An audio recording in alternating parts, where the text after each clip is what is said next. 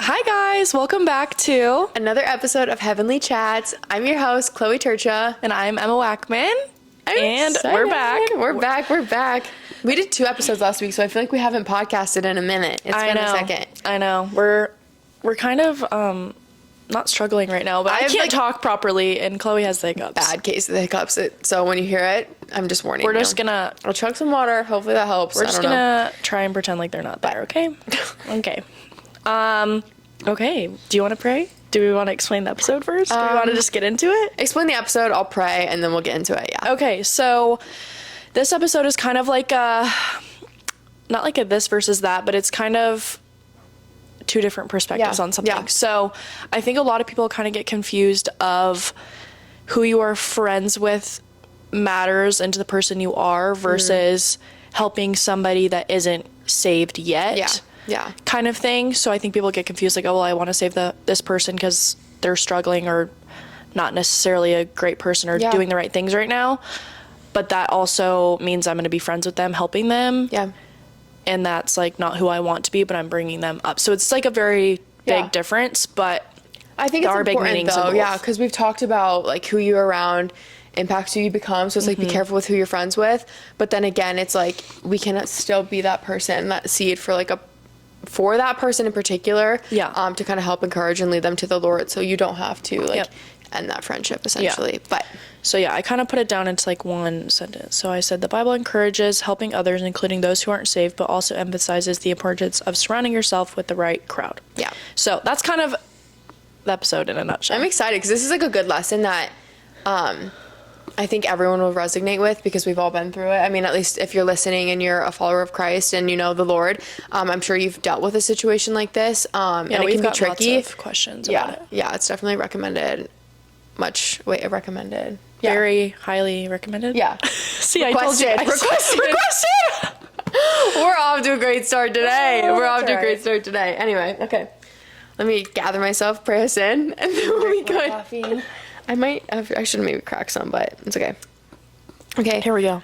Lord, I just want to thank you for allowing Emma and I this platform to help spread the word and bring people closer to you. I pray that we can plant a seed and feed the minds and souls of everyone listening, and I hope that we can encourage them and bring them closer to you. In Jesus' name, amen. Amen. Boom. Dude, I kind of stumbled on my words. Like, I said the wrong word. That's all right. But I kept going, and that's progress, because usually I just shut it down, and then I freak out. But we just had to keep stumbling through it. No, guys, she's doing great. She's doing great. It's so funny, because I compare everything to running in my mind for some reason, and when I'm like talking, it's like when I stumble my words, I'm like tripping, but I'm like, Chloe, keep going, like keep running. So weird. Your like, time's getting it messed up. Literally the conversation I have in my head. I'm like, just keep going. That's kind of funny, actually. Yeah.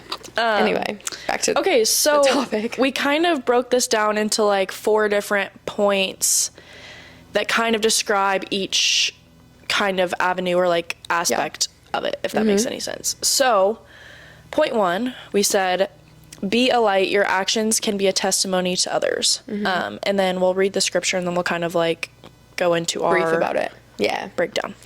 So the scripture we chose was Matthew 5:16. Let your light shine before others that they may see your good deeds and glorify your Father in heaven. So I think this obviously kind of like speaks for itself, but somebody that isn't saved is going to see you in your life and how much either you've changed or how you act or whatever it is going to see how you treat others or how you handle certain situations. And it's going to help them be like, oh, well, I don't do that. And so it's kind of just like the whole like lead by example type of thing.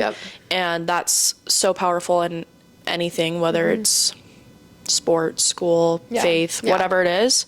But you can still be friends with them, but you don't have to lower your standards of what you do or your morals or whatever to them or to what they believe in, I completely guess. agree. I've said this before, and like I've had conversations about how like it's important to have like a variety of different people in your life, some that you look up to, some people that you aspire to, like, you know, they lead by example and you're following their lead. And then you need to have people in your life, I think, that are equally yoked as you, especially in relationships. I feel like that's a big one, like your partner. But then it's also important to like be the leader for people and help like set that example, whether it's maybe from more of a distance than being their best friend, but like you can still have them in your life and still, you know, like nurture that relationship.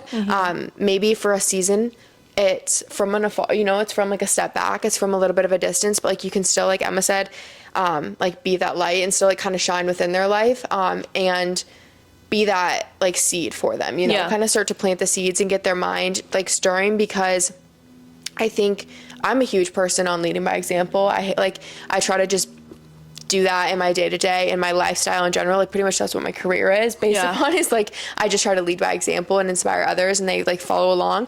So it's like when I think even in my life, it's part of my testimony. One, I found the Lord through other people, seeing the examples that they set. So like I know how important that is, because if my friend Kayla hadn't been the person that she is and done the things that she did, it wouldn't have like sparked something in my mind to be like, what's different about her, you know? Like, why does everyone gravitate towards her? Why does she have this like glow? There's something different. And I think when you really hone into that, when you do have that, everyone who's like knows the Lord has that within them. When you really channel that, and you don't even have to really intentionally do it. I think it just kind of happens over time. But it's like, it's so contagious, and people do start asking questions, because everyone wants to be the light in someone's life. Everyone wants to bring joy to people's life and be that light. And so it's just so huge. Like that's probably like my biggest recommendation to people, is like be the light, especially in a dark room. So it's like, those are the moments where you have to kind of, you know, be a disciple of the Lord and step into those dark rooms. Again, like don't stay there permanently, but like do what you're called to do and like help serve that person or that group of people or whatever it may be. Like don't avoid all darkness, because you are the light and you can bring that, because the Lord is with you and he'll help like strengthen you in that time as well. No, I think I've heard a lot just like sitting in a lot of sermons by now, but you pray to be a light in a dark world, but when you pray that, I think it was the pastor that comes in from Colorado, what's his name? James Braxton. He talks a lot about this. He says, you ask to be a light in a dark world, but that means you're surrounded by darkness, which means that it's hard. So like, I think we'll probably do an episode soon of just like, it's not necessarily easy to be a follower of Jesus. And it's not easy to be a follower of Satan. It might be easier in the long run, but you're not going to heaven. You know what I'm saying? So it's not necessarily easy when you pray to be a light in a dark world. You're surrounded by darkness. That's basically, when you are the light. And you are what people are looking at, because it's dark and you're the light. So it's like metaphorically and like literally kind of the same thing, if that makes any sense. But it does make a difference in people's lives, and it really kind of does help. But I think it's kind of, I don't really know how to describe this, hard with like someone you've been friends with for a really long time. You kind of outgrow them as a person. And so, like you said, like have people that you look up to, people that you're bringing up with you, people that you're growing with. It's all just kind of different parts of life, especially in your 20s. Like you have to have like a mentor, and then someone that you're helping and mentoring, and kind of just like having people like right on the same even playing field as you. It's just all kind of part of the process, 1000%. Totally. So don't let it overwhelm you.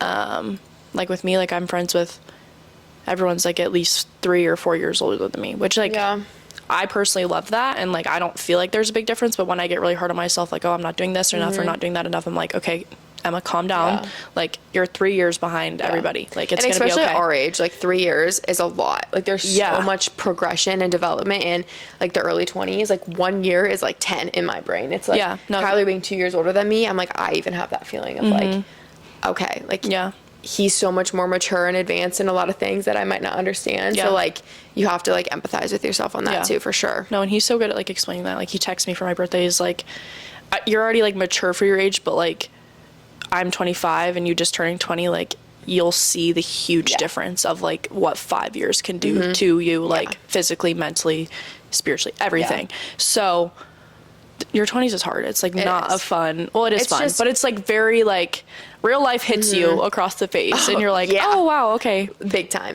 Chloe just had to do her taxes, and so she sent me a voice memo crying yesterday. No, she called me about this episode. I'm like, my brain couldn't even process anything. I'm like, I hadn't heard from her in a couple hours. I'm like, did she die? Like, is she okay? Literally in this spot for 4 hours straight, looking through files, and in my career, in my industry, there's not just one 1099, okay, you guys, and that's like I just learned pretty much like all of these forms and the importance of them recently. Sign up to be an accountant at but this like, point. I was like, holy smokes, I learned a hard lesson.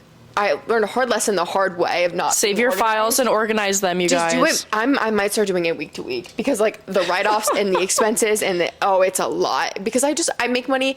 I'm like how do I work? I'm like freelance, you know, so I work with a bunch of different people. It's not just one stream, one 1099 or whatever it may be. I don't know what it is if you're not self-employed, but whatever, you guys don't care. It was just a lot. It was a lot, and I learned the hard way, but I was like, patience. I'm like, Lord, get me through this. It's going to be okay. Like, we're going to figure it out. The IRS is not going to come for me. I was like, it's going to be okay. Yeah. Anyway, stressful, but when you get in your 20s, you have to do taxes. It's terrible. It's literally terrible. Can't wait for the day I have to do that. That you were just talking about and made me think of, too, is like, when you're in that position with, like, a friend, and this is hard. You want to be the light, but I think there's a point, too, where you can be planting the seed and you can be that light. And like I said, from an afar, like after a while, if it's only sucking the life out of you and it's like dimming your light, you'll have that like awareness and it's like, okay, I need to step back a little bit, but that doesn't mean you need to stop praying for them, you know? And you don't need, like, you still need to be leading by example. You just don't have to be like passenger seat next to them, around them all the time. But it's like prayers are so powerful and you can do that from afar. You can do that without even having, like, if there was a time where you had to cut somebody off, but it's like, I really miss that person in my life. I didn't want to have to do that. But it's like, you continue to pray for them and pray for whatever it is in the situation that, you know, they need prayer for. Yeah, but it's like, continue to do that. That's you being a light in their life still. Praying for them is huge. And sometimes that's all you can do. But it's just like, you do have to be very aware of like when your light is becoming dimmed, because you got to stay on fire for the Lord, and like he will keep it burning. But I think sometimes the enemy can attack us, or we can get in our own head and like let that dim ourselves because we become overconsumed with like the darkness. So it's like the Lord will always keep you on fire, but you just have to check yourself and make sure you're not like losing sight of like what you're doing and why you're doing it. And I think that's when it can get really tricky. Yeah. But no, I've had a lot, not really with like friends, but just people I knew. Like, I had a friend really close, probably earlier this year. She moved churches, whatever, and she had just been like popping up a lot in my mind the past like week, and I was like, that's weird, like we haven't talked in like 6 months, whatever. No bad reasons, she just moved churches. My phone got shut off, so I had to get a new phone, and no one had my phone number, so no one could reach out to me. And so I was like, well, they don't have my new phone number, so like, should I text her, should I not? And so I think the Lord places like those little like thoughts into your mind, like over and over and over again until you understand it. So I finally texted her. I was like, hey, like, miss you, whatever, like, hope you're doing well. And like, she just responded and said like she needed that text. So it's like so weird how that happens, kind of. Yeah, totally. But it's like you were the light that she needed in that moment. And then just and it's like, I haven't texted you in 8 months, like 6 months. I don't even know. But like, that's so weird. That's so cool, I think that's like another reason how you could do it from a distance. Like, you don't need to talk every day or whatever it is.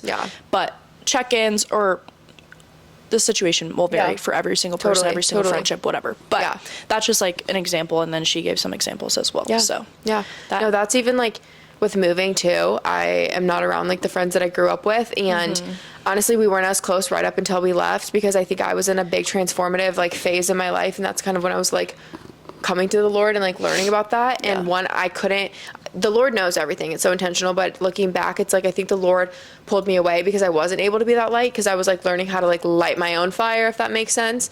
Because I wasn't the light. I was probably part of the darkness. Again, unintentionally. It's just like, you don't know, and that's okay. But it's like now, a year and a half later, I go back and I'm like catching up with these friends and rekindling, and there was never a falling out, but it's like I feel closer to them than I have in forever. And it's because I felt confident and in the Lord and in who I am now, that again, the relationship might be a little different, but it's not in a bad way. It's like in a healthy, great way. And like, we were talking about the Lord, and like I was able to kind of plant those seeds, and it was cool because I literally saw that example of like, I was part of the darkness, the Lord removed me, but then once I was like on fire and ready, he kind of replanted me into those situations, and I was able to like, it's like how they say on the plane, like, put your own oxygen mask first before you can like put it on your kids or whatever the situation is. I think that's so real. Like, that's you can't of what happened. Like, we wouldn't have this podcast or like this opportunity to do this now if like we didn't do it a little bit ourselves in the beginning. You know, obviously we're kind of God opened a door and we're walking through. We don't fully know what Totally. we're doing. I was talking to Jake a lot about that yesterday. Yeah. He's like, I have this going on and this going on. He's like, I don't know what we're doing, but we're just doing it. And I was like, all and right. that is kind of life, though. You really don't know what you're doing, and you can just pray for the best. And I think, too, when you have, like, obedience to the Lord and you're pursuing what he opens for you, and you stay true to that and you keep checking in, you know, like praying about it and praying to the Lord and like being open to hearing him in like the realm of guidance, it makes it a little less like scary and overwhelming though, because it's like, okay, I wouldn't be here if I shouldn't be here. When you are like leaning into the Lord, you know, when you're not losing sight of that, like you can have confidence in what you're doing, because it is all part of the plan. But fire. Anyway, we get so on a tangent. That was a whole tangent for number one. That we could have put 3 different podcast episodes within that number 1 point. But you know, that's why we have this, because then we can just chat. Yep, exactly. Yep. This is literally the conversation. Makes our editing process really fun. Yeah. Anyway, number 2, we'll go to 2. And the second one is to guard your heart. Be mindful of the influence others have on you. This is huge. We talk about this a lot with each other, and I feel like maybe on here a few times, but the verse that we found was Proverbs 4:23, and it says, above all else, guard your heart, for everything you do flows from it. One, I just love that verse. Like, that's such a true verse. Because you have to guard your heart. And I think it can be confusing when you're trying to guard your heart, because it's like, am I being overprotective? Am I putting a wall up? Am I being like doing right by the Lord and like doing what I'm supposed to? And my biggest advice on this situation too is, again, pray about it and continually pray about it, because the Lord, I always say, the Lord gives you peace and understanding when it's like a green flag, a go ahead. But if you're feeling anxious and riled up and any negative feelings like about the influence of someone in your life, if they don't bring you peace and joy continually, again, everyone's going to have like highs and lows in relationships. You're going to be a little anxious around people or angry, and there's things you have to work on. Those are like minuscule, like random things, like outliers, I would say. But for the most majority of the part, most of the time, if the person isn't bringing you like peace, or the situation, whatever you're trying, like protecting your heart over, if you don't feel majority peace, I think that's like your sign of like when it's time to like guard the heart and protect yourself. Because again, when you're around the people that the Lord doesn't have intended for you, because again, be the light, but if that's not the room you're supposed to light up, don't walk in it. So it's like you have to be in like very, very deep prayer about it, and like seek an understanding and be looking for that peace and that understanding of, okay, this is right, this is wrong. And it's hard, but like when I say you'll feel it, you'll know. Like, it's because I've experienced it myself, and I've had those same thoughts of being like, well, I can pray about it, but like I feel like it's still on me. But when I actually continually pursued the Lord and continually prayed every single day about it, like, and it's not like you have to spend an hour praying about it, but it's like before you eat every meal, or in the morning or at night, like pray to God, talk to him about like that thing on your heart, because it's obviously like, if it's a question you're having, it's something like you're focusing on heavily, so it's enough to put a prayer towards it for sure. I mean, everything is, but like I want you to understand that like it's not something small to like not pray about. But it's like when you continually do that, he does answer. Like, I don't know how else to like say it, but it's like, it's happened time and time and time again for me. I pray for like little signs or whatever it may be, but the Lord will begin to plant those into your life, and you'll just have an understanding. So that's my spiel on it. But really, it's just like, if you're confused on if you're over guarding and over protecting, or you're doing right by the Lord, pray about it and tune into like how you're feeling. If you're feeling anxious, if you're feeling peaceful about it, and it might take a little bit, give it a week, give it a month, whatever. But make sure throughout that, every single day, like you're praying to the Lord about it, because he'll act in the right time too. Like he's not going to make you wait forever if it's like a thing that needs to be handled right away. You know what I'm saying? Like in divine timing, he will give you the answers, and you'll know, and you'll come to that understanding, but you have to be like in tune with the Lord. Yeah, no, valid. This verse kind of ties hand in hand with me with, like with forgiveness. Like I go back and forth in my mind, and I've had not a similar situation, but a situation in my life for a while now where I wrestle with like, always forgive. The Bible says forgive 70 times, 7 times, which I don't know what that math is, but it's basically metaphorically saying always forgive, no matter how many times it is. And so I go back and forth between forgive 70 times 7 and guard your heart, because everything that you do flows from it. And so having built up trauma or built up issues affects your heart. And so it's just like the same kind of, what's that quote? Like, hurt people. Yeah. And it is so true. And it's not like, people like that don't want to be like hurting you. Yeah. But like in the past year, I've said it multiple times on here, like I've had things come up to the surface because I prayed like bring my issues and my trauma to the surface so I can like deal with it. Yeah. Because when things aren't dealt with, they go on forever. And like my parents had issues when they were younger, and it affected the way that my brother and I had things growing up. Like a generational curse. It's literally what that is. And so Jake and I talk about this all the time. Like, we are breaking literal generational curses, and it's hard. It's not a fun thing. It's not easy. Yeah. But when you're in the thick of it, all you can think about is like, I want my kids to be totally okay. Yeah. Because I dealt with it now, type of thing. So I go back and forth, and I feel like we'll do an episode on like forgiveness versus like really guarding your heart. Yeah. In a situation, I listened to such a good podcast, probably like 3 weeks ago, the one I sent you with Steven Furtick. Yeah. Basically saying that you can forgive someone and they don't necessarily need to know. Like, God knows if you forgive them. That's and like, good. It's, God knows that you forgive them, but you don't need to let them have the control and the peace like of mind in the over bad stuff that they do to you in your mind all the time. So like, forgiving doesn't necessarily mean fully letting them back in. Doesn't mean you hold a grudge or hold judgment or whatever it is.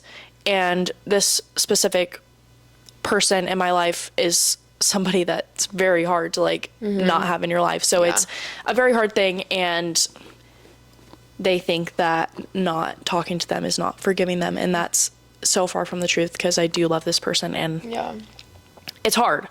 But I can't let things get to me so badly that I now project it onto other people, and it's not their issue. Like, when this person is in my life, I am a different version of me because I am hurt and I can't express the way that it makes me feel. And then it just goes out onto other people, and that's not fair to them, because that's not their issue. So you do have to protect your heart, whatever it's a parent, old relationship, friendship, whatever it is. You will know which decision is best for you. I pray for this person every single day. I pray that they are healed. I pray that they are recovered from everything that has happened. But I can't do that. It's one of those situations where it's like, no one, nothing, nobody but God can fix the situation. That's the Lord's job, not and that yours. is kind of scary. And it's just like, time's kind of ticking, and I don't have any say on anything, but all you can literally do is just continually ask. And that's not fun. I'm just going to be so straight up. It's really not fun. But it'll happen when it is supposed to happen, and that's fine. But for now, like, I have to choose to love from a distance and do what I can do and not be rude and be the most like Jesus that I can in the situation. But I also can choose to remove myself and guard my heart and know my truth, you know? So totally. God knows that I like love this person and I forgive them, and when they are healed and fixed, I will have them in my life again. But it's just like not one of those things that I have any control over. So forgiving is crucial, and you need to do it. For you. Too. For like, you. It's for you. And for the situation, and to like let go of that like weight that it has on you. But that doesn't mean that you need to fully let that person back in. I'm going to try to link this podcast that I listened to about this, because it is absolutely fire.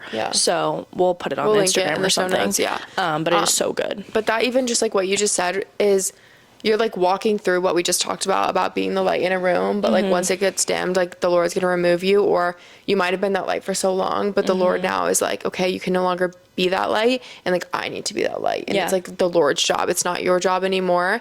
Again, like it's such a process, but like it's to the point where like the Lord's removed you and put that on your heart to like step away for a bit, and again, like you can be that light again, but not right now.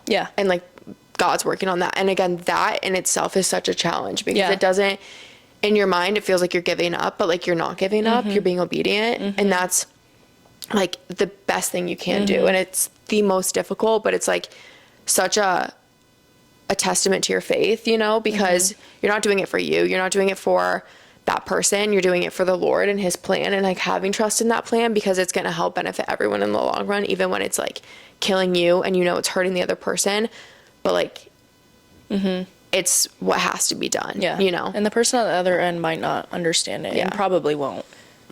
But over you have time, to though, know. once I think those prayers are answered and the Lord's like done his work, I think that person will come to an understanding. No, I agree. But again, until you're to that point, I always say like you can't really understand until you're, or what's the saying? It's like you can only understand to like your like maximum capacity, or like when someone's like teaching you, if you don't like have that knowledge bank built and that experience built, it's not going to make any sense until they walk through it themselves. It's like you can only understand someone's like emotional intelligence as far as you're like emotionally intelligent. Yes. So it's like it's not going to make sense to them now because they don't know. But like one day when they're there, they will totally understand. But it's hard. It's really hard. But yeah, that one's kind of tough for me. And it's like kind of a hard thing to like fully explain when like there's information involved. Yeah. Just with anything. But I think you can pray for that person and just be mindful of the things that other people do to you and how it makes you project onto other people. If that makes any sense. It's just the same with like the music you listen to makes you project certain things, or I don't know, anything, the clothes you wear, whatever it is. It's all going into your mind, into your it's feeding spirit, like your spirit, and then it's going back out somewhere. So that kind of just describes that, but in like a friend or a family member kind of version of it. But yeah, I think we kind of covered that one. That's good. Okay, 3, we said, choose companions wisely. It's important to have friends who support and encourage your faith. And then we chose 1 Corinthians 15:33, do not be misled. Bad company corrupts good character. Again, we've talked about this a lot. Yeah. Your 5 closest friends are a really great reflection of who you are, and doesn't mean that that's bad. I mean, it should be good, but everyone... birds of a feather flock together is basically like the other saying. It's like if you have 3 friends that are really gossipy or rude or whatever, you're guilty by association, whether you are that person or not, you know? And like, I was guilty of it. You're friends with the people in class, and now your teacher associates you as one of these people, and maybe that's not you, but that's who you sit next to in class, and so you suddenly start to act like them, you know? And so it's kind of the same, like, certain athletes have a type of reputation, and a certain whatever have a type of reputation. Doesn't mean that's who you exactly are. But after a while, like, you start to act like who you're around. Like, we say like certain things, like we were with somebody else the other day, and we both go, we say the same exact thing, the same exact time. We're like, oh, we're literally turning into each other, or like little things like that. So it's literally so true. Like, you don't understand it, and when you're in it, you don't see like the gradual little things. And then you go and hang out with someone else that you like are around a lot, and they're like, oh, you guys have changed, or whatever it is. No, literally that happened to me meeting up with my friend. They were like, you are so different. And I was like, really? And like, obviously I know the changes, but not to the extent. Not to the extent that she probably experienced, you know, 'cause she knows me a year and a half ago. And I'm like, I know I'm a completely different person, but to her it was probably like, like she probably noticed a lot of things I haven't even like picked up on that I do and say and don't say. Because it's like they have a memory of like who you last were when you were around them, and like that's who they think you are. And so then when you like present like a new version, it's like, whoa, so different. And everyone's dealt with that. I've seen people and I'm like, wow, like they are completely different. Good or bad, whatever it is. But that's the whole point about being with God. Like, what's the verse? It's like they make fun of you because how you used to be, but they don't know like you're a new version with God. You get reborn again, all this kind of stuff. And like, I've kind of been struggling with this recently. I think it's just kind of like the enemy getting in my head, like, okay, well, you used to do that, and you used to do this, and you used to do that, like, and I'm like, holy crap, like, why is this just now affecting me? Like, it never affected me a year ago. Even when I was starting to change. But it's like, you look back and you're like, okay, like, Jesus died on a cross for my sins, and he already paid the price for it, and I don't do it anymore. So why should I feel the guilt and the shame about it? It's like the enemy getting in your head, like, feel guilty about this. You did this, you did that, you did this, you did that. It's so like, real. Let it go. Yeah. Okay, like let it go. And that's the only thing that you can kind of do. Like forgive yourself too, you know? Yeah. Like we're all figuring it out. I was just gonna say that. It's like it's hard to forgive others, but I think it's even harder to forgive ourselves because we're so hard on ourselves. And I think we have more empathy for other people than we do our own self. Like we're our biggest critic. Yeah. And so I think the enemy also knows that and like, knows where to attack. Yeah. Especially when it's a vulnerable happened. spot. You know, like they attacked it way back when before you even knew it was it was a sin and you were being attacked. But it's like trying to bring that tactic back, and that's the only way it can do it because you're not going to make those decisions again. You're not going to fall back into that sin. But what he can do is to like pry into that same sin, but like rather than making it like an action, he's like creating guilt and like an emotional. No, it's the worst. Like I literally prayed about it for like 30 minutes yesterday. I was like, let this feeling or thought in my mind go away because this is stupid. Yeah. And it's really making me annoyed because I'm like, I haven't dealt with this in a long time and I don't know why it's just now like coming back into my head. And it's so annoying, but all you can do is pray about it. But what was the other verse I was going to bring up? Where it was like, don't look at the speck of dust in your brother's eye when you have like a plank in your own eye. So it's like, don't judge others for like small things that they've done when you could have done the same thing or worse, but you just are looking at them and not yourself. Yeah. And that one's hard good. too. Like everyone's so easy to judge. We all do it. Yeah. And you have to look back at yourself and be like, well, I did that too, you know? Yeah, and so it's like, okay, kind of figure it out. Like I've kind of just been put in situations thinking about that too, where it's like, we can all judge so fast, but we've all probably done the same exact thing, you know? Yeah, and totally. So it's so easy to have that. But when you have friends or people around you that can help you kind of realize like, okay, we probably shouldn't be talking about that, or okay, we probably shouldn't do this or that, whatever it is, that helps. Yeah. You know, it's kind of the same thing where like have people that call you up or people that you're calling up or whatever it is, you're going to act like the people that are around you. So if you're constantly around gossip or negativity or drinking or partying or whatever, is going to be what your brain is consuming. Yeah. Whether you are that to your core or not, everyone does something to fit a mold of popularity or whatever. And that's awful. And I wish that peer pressure and popularity and none of that was a thing, because that was probably part of the only reasons why people do that stuff in high school. It's like, you're cool if you do that. It's like, no, you're not. Like, why did I think who created that? Like, that's so stupid. I know, it's such a false. It's so stupid. Thought, but it's kind of a hard thing to even like explain when you don't fully understand it yet. But because in high school, like I thought that was like not like the coolest thing ever, but it's like, you're not cool if you do that. You're weird if you don't do that. And it's like, why is that like a thing? If you think about it, it's like when you look at the media that we consume and the movies that we watch, like a very like scripted basic movie is always like the cool people party and do all these things, and there's always like alcohol and like sex involved and all of these like worldly sinful habits of people, but it's like glorified on the big screen. It sets examples. So when you have these people that like are celebrities you look up to, or the movie creates like a persona that looks attractive in a sense, or like something you want to obtain, that I think has a big impact on like why our society's changed in that direction, you know, because like that's what we grew up on, you know, like we literally grew up on movies like that and songs like that and books like that, whatever it may be. And so it's like, I think society kind of mimics a lot of that. And I think that's like, 1,000%. I could go down a whole rabbit hole in like Hollywood and like the terrors that's we like, talk about this all the time. We're like, this I mean, there's so much coming theories. out though, you know, about like P. Diddy and all that. Like there's just, that is like loaded with stuff. Like, I don't even, that's just, we're gonna leave it at that, because I literally like we can do a whole episode on that probably. But it's like, I think that has such a huge reflection. But I think the coolest part recently has been social media and like even X, like Elon Musk rebuying Twitter and like pretty much it being like a freedom. Yeah, you can put so whatever on there. It's like opening people's eyes and allowing people to speak up and share like the truths to things and rewrite the script essentially. And I think that's like why, I mean, a Christian podcast is like happening now, and like we have the ability to do that. And like, I just think the media is changing a lot for the good.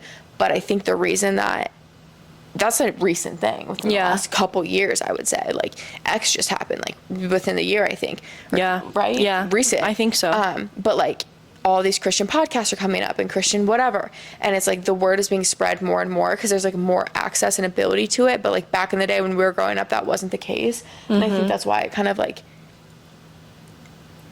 you know, it, like, created the false persona to, like, that being a thing. Yeah. Which is so weird because I think someday, and I know someday, it'll be completely opposite. And the normal will be the Bible and all of that. But it's even weird to just think that, like, someday that will be reality for everybody. There's, like, a lot of progress, I think, even being made now. Like, I think it was Oklahoma or Texas. Don't quote me. But I saw it, and it was, like, Bibles are, like, in schools again, like, in public schools, Bibles.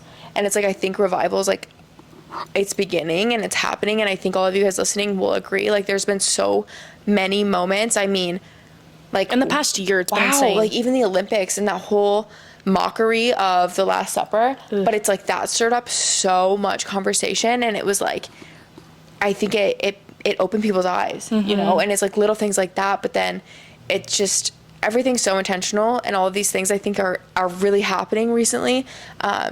And it's cool to, like, see and, like, follow and, like, notice, you know, being, like, on our journeys and, like, know who the Lord is. Like, those things are standing out and they're, like, so exciting. Like, even the thing that, like, Jesus Freaks, like, Netflix or YouTube show or whatever it's going to be, like, that's so cool. There's never been something like that in the media. Yeah. You know, so there's so many new things happening within. So many Christian movies. Yes. Like, like, The Chosen is huge. And, like, Angel Studios is, like, popping off. And I even feel like a lot of the movies we've been watching recently, there's been, like, little weird things where, like, is this a Christian movie? Yes. And it wasn't, but it's just, like, you wouldn't have seen that 10 years ago. Again, finally. Like, it's so weird and little things are changing. But someday that will be the normal again. Yeah. And I try to give myself, not grace in it, but, like, I didn't know any different. Like, I grew up, my family believed in the Bible. We went to church when we could. We weren't anti-Christians by any means, but we weren't necessarily living it out by any means either. So it's like, we weren't atheists or whatever, but I didn't know any different, you know, like, Arizona, no I feel like you didn't know any different. Yeah. Like, your friends were all in the same boat. And again, that's why and that's just, like, had the beliefs in the things that you did. Yeah. Same. That's what I meant so it's too. just like, you can't beat yourself up about it because you didn't know any differently. So it's just like, you have to break that pattern. Yes, and the whole world will break that pattern eventually. It's just over time. A progression. Yeah. Absolutely. So it can be the same thing with your friends and your group and whatever it is. And maybe you need to venture out and find someone else that is different. Like, I don't know what your situation is, but being around the right people will 1000% help you in every aspect of your life. Yes. Okay. And the fourth one is be compassionate. Helping others is a way to live out your faith. And then the verse that we had with this is Galatians 6:2. Carry each other's burdens, and in this way you will fulfill the law of Christ. And then we also had Luke 15:1-7. This man welcomes sinners and eats with them. I love that one. I love that one because I think that's something that I personally need to get better on because it's hard. Throughout my journey and throughout, like, my walk with the Lord, it's like the Lord's removed me. And I think now that the Lord is, like, lit me on fire, he's placing me back into those dark rooms and I'm not used to it. And I'm like, whoa, you know, like, I notice the darkness, I see the darkness, and instinctually you want to run and you want to, like, run as far away from it as you can. But, like, this is, like, a very, like, present day relevant thing that I'm, like, walking through right now. But it's like, I've had to learn to, like, shift my heart posture and my perspective on things and not make it about me and not make it about, oh, my light's being dimmed or whatever it may be. But it's like, no, this opportunity, this door is opening and you're noticing these things because the Lord wants you to take action. But, like, you have to do it in the corrective way. And I think that's what I'm learning to navigate because it's a journey. But it's like, again, don't be judgmental. Don't run away. Plant the seed. Like, do what Jesus would do. That's, like, kind of my new that's been my mantra for a while, but I feel like I'm now actually being, like, really tested on it in more difficult, trying moments where it's like not as easy, because like, oh, do what Jesus would do. Yeah, Jesus would like donate, or give the homeless man food, or those things are easy to do. Those things make you feel good. But it's like doing the things Jesus would do that hurt and that are hard and that might exhaust you a little bit. Like, that's the trying time. But that's, again, it's like a testament to your faith. And honestly, maybe it's only going to get harder from here on out. I don't know. But like, it'll carry the cross. And like, we even said, like, starting this podcast, like, we have to carry up our cross every day. And it's probably going to be like spiritual warfare and stuff like that. Dude, like, I've experienced it, like, for real. Yeah. And so, but it's something you're willing to take on, because you know that he wouldn't be attacking if you had nothing to attack, if that makes any sense. But I threw Luke 15, 1 through 7 in there because I was reading in Luke. So I read it like probably 2 months ago. And then we saw the TikTok where it was like, read every chapter of Luke every single day, because there's 24. And then by the time it's Christmas Eve, you'll know like the whole story of Jesus and all of that before Christmas. Really recommend doing that, you guys. Because even if you're Christmas, listening to this a week out, read 2 a day until you're caught up. Like, it's so good. And so I've been like writing little notes, because you like understand so much more. And Christmas is not about what it's actually about now. It's about the birth of Jesus Christ. But anyways, in Luke, this is basically saying like there was a whole bunch of people that sinned, and everyone had walked away from them and like were gossiping about it, like, don't go near them, they're sinners, they're bad people, like stone them, all this stuff. And then there was literally like this one section in there was like, this man welcomes sinners and literally sits down and eats with them, because he doesn't treat them any differently, And so that's just so crazy to me, that he loves you despite of yourself, and he'll still want to be with you even if you've done so many things wrong. And I think that was why one of like the most things that I want to talk about with people that feel like they're too far gone is like, I felt like no one was ever going to forgive me of anything, and like I didn't even do anything bad. But like in my own mind, you just like start to beat yourself up about it. And so people that have actually done something bad, or been to jail, or done something, or committed a crime, or whatever it is, they feel like they can never be forgiven in the eyes of the world, is just not the way Jesus does it at all. And so that one like really kind of sticks with me. And so what you do, or your heart is going to change other people's and like make them realize it. You know what I'm saying? Totally. So it's not easy. None of this is easy. And I honestly think our next episode should be like, living this stuff out is not supposed to be easy. Because you think it is, and you think it's all amazing. Sunshine and rainbows. And it's not that it's not, but you just start to realize like, I think you become like awoken to like the darkness in the world, and that can be heavy to carry. Like you're carrying the cross, but it gets a little heavier sometimes because you see things like in a different light. And so it's all just kind of a lot at first. But sometimes I'll literally, this might be like really weird, but sometimes when I'm in church, I like envision Jesus's face. And then I'll just start crying, because I'm just like, he loves you so much that he literally died for you. Like, that's so cute. Like, that's so cute. Like, what? Like, that's so crazy to me. I know. It's like, he was that perfect of a man to do something like that. But it's like, why do people not understand Christmas? Like, I don't understand the people that aren't Christians and like hate God and don't believe in God, but then they're like, love Christmas. I'm like, do you understand like what you're worshiping right now? It's literally a day to celebrate the fact that Christ was born. It is a birthday party. That's but what atheists celebrate Christmas. That is what it is. I'm confused. Funny, and Easter. I was just thinking about that as we were talking about Luke in the back of my mind. I'm like, that's like, I'm so excited for Christmas, because it's like we literally just celebrate the Lord. But like, same with Easter. Like, I have a whole new like celebrating someone's birthday that you don't even like partying it up for them. That's what I'm so confused by it, because people love Christmas, but then everybody not hates God, but like doesn't understand God. And I'm like, that's God's son that was born, died on a cross for your sins, and now you're celebrating Christmas and giving gifts. And I don't even know. But like, I think if people actually understood what Christmas is for, the whole Santa thing wouldn't be a thing. Like, who came up with that? That's all I was gonna say. I want to know where that came from. Let's lie to little kids and make them think that this crazy person brings gifts and goes throughout the whole world and make it all about all the praise to Santa for providing when the Lord provides. Like, yeah, I'm like, what? Is that anti-biblical? Like, I don't know. It kind of seems. You know like what I'm it. saying? Yeah. Like, all of this is kind of throwing me off right now. I have questions. Like, I have questions.